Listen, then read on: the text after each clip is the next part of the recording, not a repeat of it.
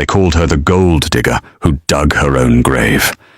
When the gavel slammed down, finalizing the most brutal divorce in New York's history, Linda stood in absolute silence. No tears, no screaming. She simply signed the papers that stripped her of every penny, leaving her with nothing but the clothes on her back. Her husband, the tech tycoon Marcus Thorne, laughed as he walked out with his young mistress on his arm, thinking he had won. He didn't know that Linda's silence wasn't defeat. It was a countdown. Because the moment she walked out of that courtroom, a secret worth billions was about to be unleashed, one that wouldn't just ruin Marcus, it would erase him. The air in the Superior Court of Manhattan was stale, recycled, and heavy with the scent of expensive cologne and impending doom. To the gallery of spectators, reporters, and hungry paparazzi, this wasn't just a legal proceeding, it was a public execution. Linda Vance sat alone at the defendant's table. Her posture was rigid, her face a mask of porcelain indifference. She wore a simple charcoal suit, off the rack, a stark contrast to the bespoke Italian wool worn by the man sitting 10 feet away. Marcus Thorne, the CEO of Thorne Dynamics, the visionary of the decade. He sat with his arm draped casually over the back of his chair, whispering something into the ear of his lead counsel, Sarah Jenkins, a shark in Louboutins who had never lost a high-profile divorce case.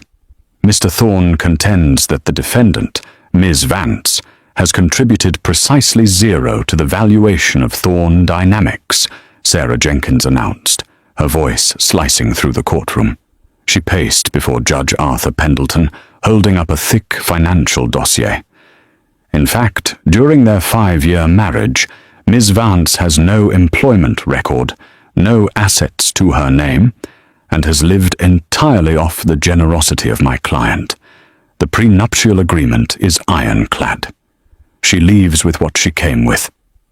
Nothing, the gallery murmured. It was humiliating.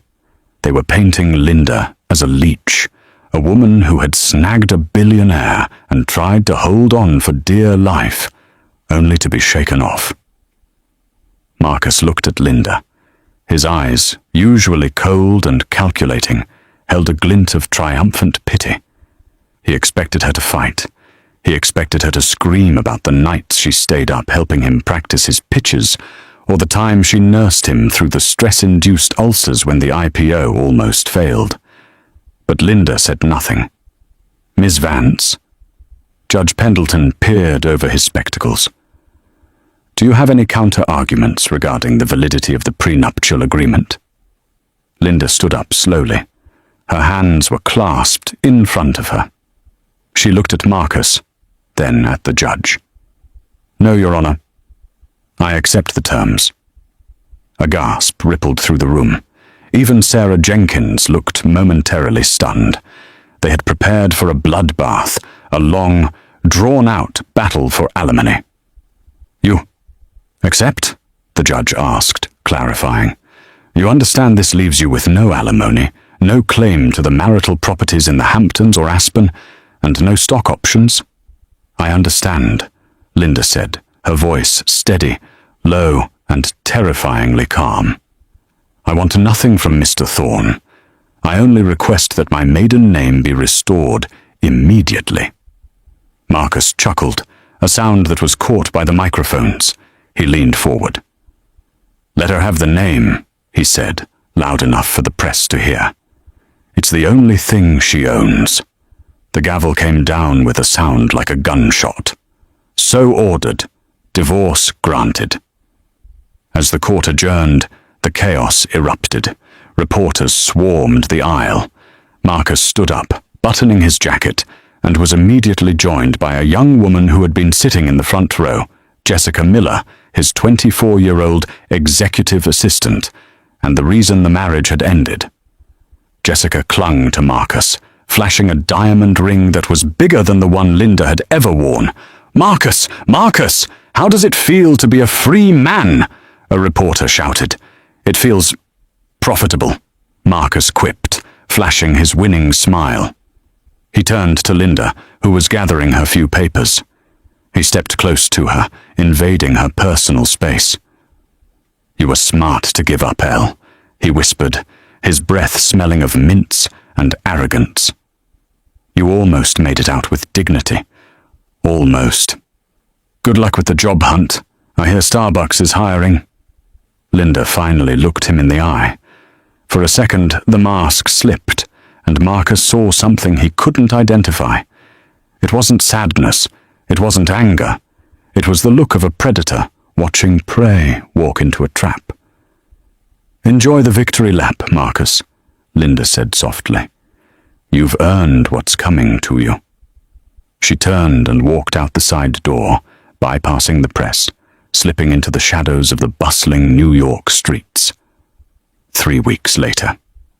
The penthouse overlooking Central Park was a distant memory. Linda now lived in a 4th-floor walk-up in Queens.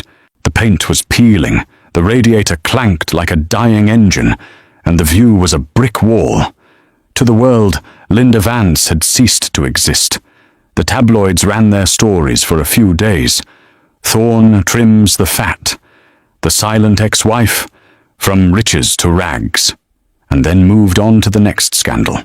Marcus was everywhere, on the cover of Forbes, launching his new AI initiative and vacationing in Saint-Tropez with Jessica.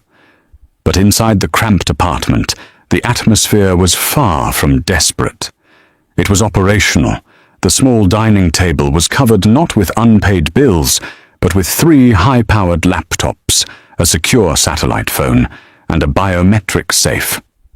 Linda sat in a cheap ergonomic chair, typing furiously.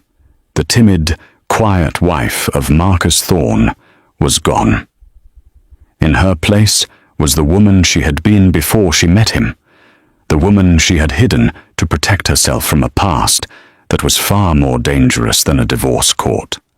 Her phone buzzed, an encrypted line. She picked it up. "Status," she said. "The transfer is complete, ma'am," a male voice replied, deep, British, and deferential. This was Julian, her oldest confidant. "The board of Thorne Dynamics is preparing for the quarterly review. Marcus is pushing for the acquisition of Vanguard Tech. He's leveraging everything to get it." "He's overextending," Linda said, her eyes scanning streams of data on the center screen. "He thinks his stock price is invincible because of the divorce news. He thinks he shed the dead weight." "He is arrogant," Julian agreed. "But he is still the majority public face. The shareholders love him." "They love the projection of him," Linda corrected. "They don't know who actually holds the leash." She opened a file named Project Ouroboros. It was a complex web of shell companies, offshore trusts, and venture capital firms. Most people knew Marcus Thorne had started Thorne Dynamics with a massive angel investment 5 years ago. What no one knew, what even Marcus didn't know, was the source of that money. He believed it came from a consortium of anonymous investors in Zurich. He was wrong.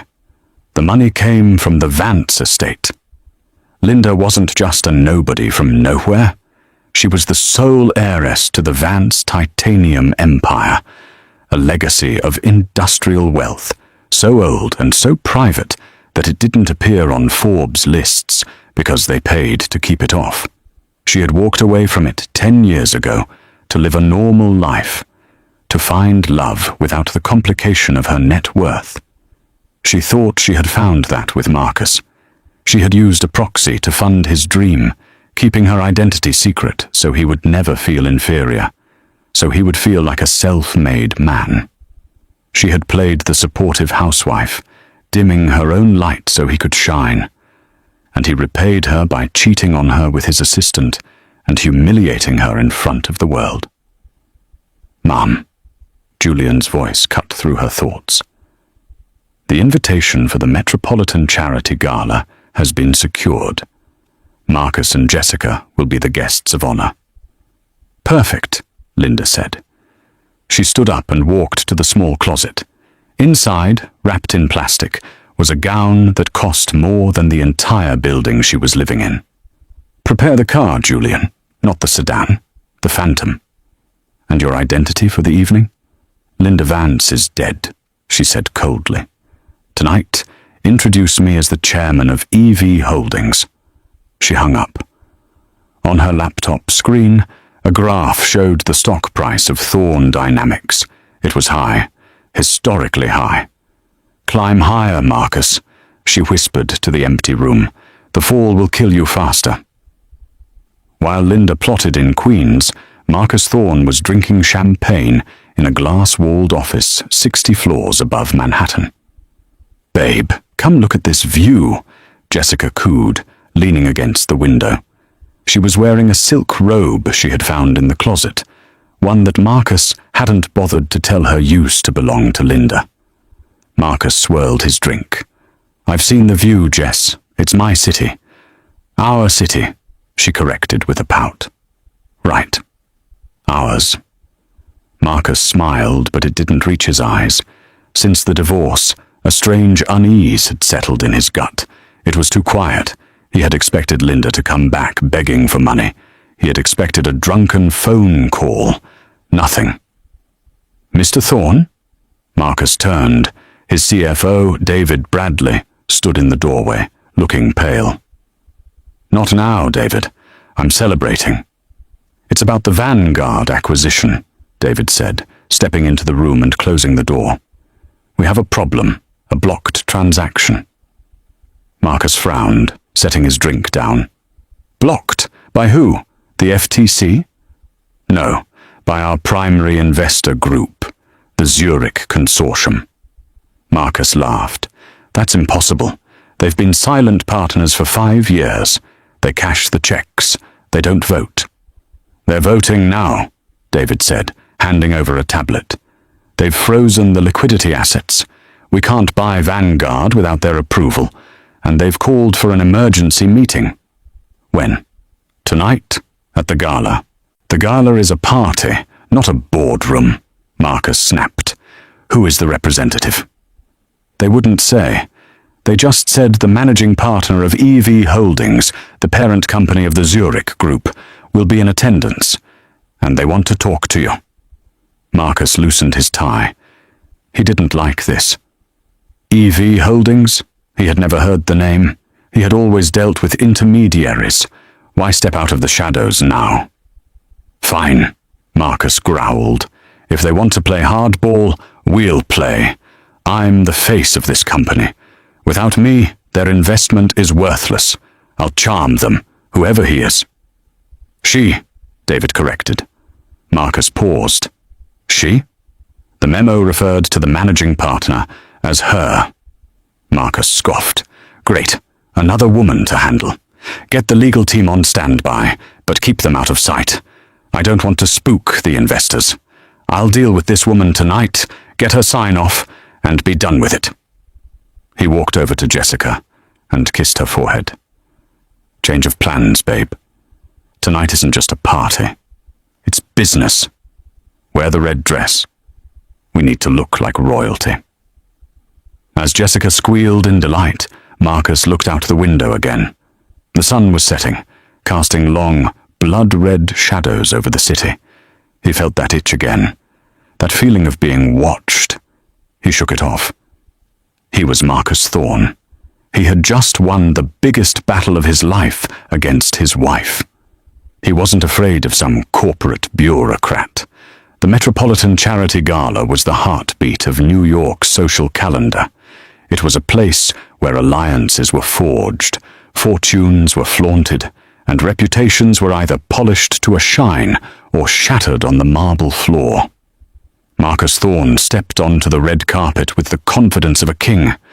Cameras flashed in a blinding staccato rhythm. He tightened his grip on Jessica's waist. She was beaming, soaking in the attention, posing exactly how she had practiced in the mirror. She wore a bright crimson gown with a plunging neckline, loud, aggressive, and undeniably sexy. Mr. Thorn, over here. Is it true Thorn Dynamics is acquiring Vanguard? A reporter from the Wall Street Journal shouted. Marcus flashed a thumbs up. Big things are coming. Stay tuned. He He felt invincible. The earlier worry about the mysterious investor had faded with the first glass of vintage champagne. He was Marcus Thorne. He could charm anyone. Inside the grand ballroom, the atmosphere was thick with the scent of lilies and old money. A string quartet played softly in the corner. Marcus navigated the room, shaking hands with senators and tech moguls, introducing Jessica as his partner. "Where is this mysterious woman from EV Holdings?" Jessica whispered, bored. "I want to see if her dress is better than mine." "She's probably some old battle axe in a pantsuit," Marcus scoffed. "Don't worry about her. I'll handle the business. You just look pretty." Suddenly the room changed. It wasn't a noise, but the absence of it. The chatter near the entrance died down, rippling outward, until the entire ballroom fell into a confused hush. The string quartet faltered, then stopped. All eyes turned to the grand staircase. At the top stood a woman. She was wearing a gown of midnight black velvet that seemed to absorb the light around her, structured and architectural, hugging a silhouette that was both elegant and imposing. Diamonds, real, heavy, vintage diamonds, dripped from her ears and encircled her neck. Her hair, usually pulled back in a messy bun during her marriage, was now a sleek, dark cascade down her back. But it wasn't the dress. It was the face. Marcus dropped his champagne flute. It shattered on the floor, spraying glass and liquid over Jessica's red dress, but neither of them noticed. "Linda," Marcus whispered, his voice cracking. It was her. But it wasn't the Linda he knew. The Linda he knew was soft, apologetic, and shrank away from conflict. This woman descended the stairs with the slow, predatory grace of a panther. She didn't look at the floor. She looked straight ahead, her eyes sweeping the room with a gaze that dismissed billionaires as mere peasants. A murmur broke out in the crowd. "Is that the ex-wife? I thought she was destitute. Look at those diamonds. That's the Romanov necklace. That belongs to the Vance family collection." Linda reached the bottom of the stairs. The crowd parted instinctively, creating a wide path. She didn't walk toward the buffet or the bar. She walked straight toward the VIP table, reserved for the board of Thorne Dynamics. Marcus, recovering from his shock, felt a surge of anger. How dare she? How dare she show up here, looking like that, trying to upstage him? She must have spent her entire divorce settlement. No, she didn't get a settlement. She must have found a sugar daddy. That was it. She had found some old fool to sponsor her revenge tour. He stormed over to her, intercepting her in the middle of the room. Jessica trotted behind him, trying to wipe champagne off her dress. "Linda!" Marcus hissed, grabbing her arm. She stopped. She looked at his hand on her arm, then up at his face. Her expression was one of mild disgust, as if a stray dog had jumped on her. "Remove your hand, Marcus," she said.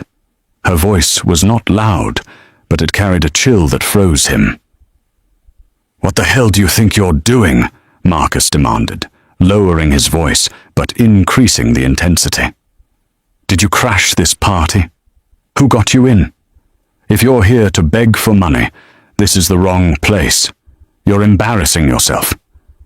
Linda gently shook her arm free. She brushed the spot where he had touched her, as if wiping away dirt. "I'm not here for you, Marcus. I have business to attend to." "Business?" Jessica laughed, a shrill, nervous sound. "What business? Cleaning the tables?" Linda turned her gaze to Jessica. She didn't blink. She looked the younger woman up and down, dissecting her insecurity in a single second. "Nice dress, Jessica. It's a shame it's stained. Cheap fabric absorbs liquid so quickly." Jessica gasped. "Security."